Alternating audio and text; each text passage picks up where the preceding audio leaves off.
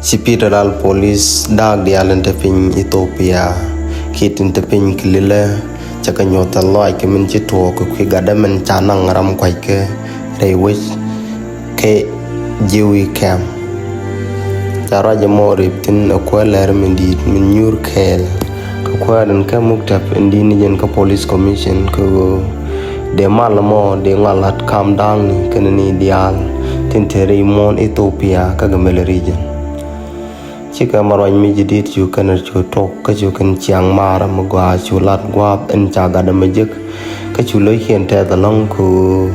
chicken da gwi chicken de tere ka gwa ben to dan cha gwa en tigat tin cha de kush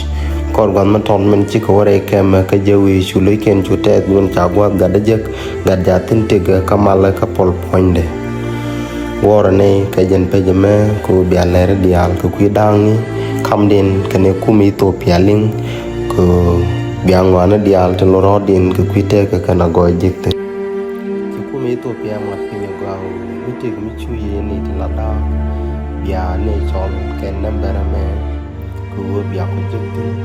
mite mi chuye nda ko number me kele mo ye no wis ko mo ye na yo bia ko dial chujik